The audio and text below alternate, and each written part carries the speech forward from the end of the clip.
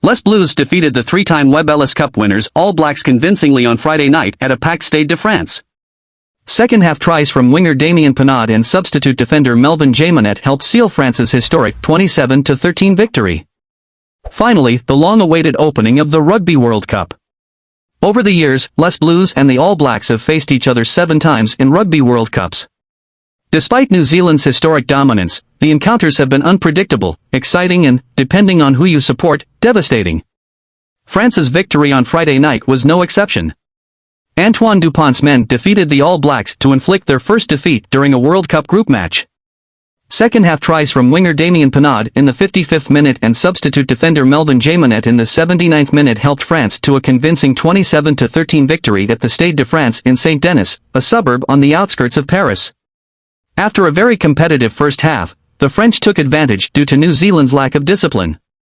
The All Blacks conceded many penalties which Thomas Ramo managed to convert at regular intervals throughout the match. The French defender scored 17 of France's points with his famously accurate right foot. The opening ceremony of the 10th Rugby World Cup was, well, French.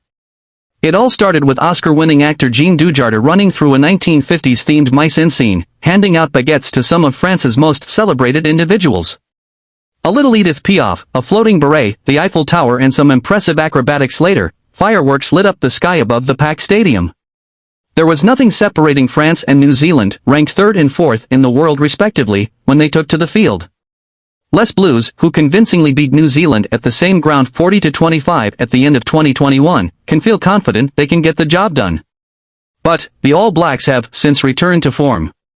Until their biggest ever defeat to the South African Springboks at Twickenham on August 25, New Zealand had won 11 matches in a row.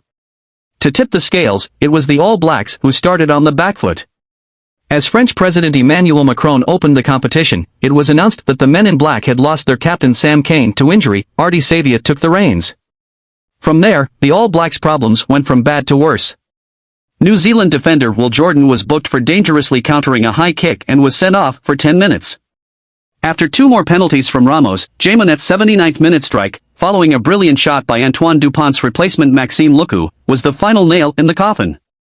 The match was the most important for both teams in the opening weeks of the tournament. The other teams that make up Group A, Italy, Uruguay and Namibia, are not expected to threaten France or New Zealand in the next few games. What an emotional victory for the French in the opening of the Rugby World Cup. That match really showed how unpredictable and exciting rugby can be. If you are also excited about the tournament, please leave a like and share your expectations for the competition. Who do you think will win the World Cup this year? Share your comments and cheer for your favorite team.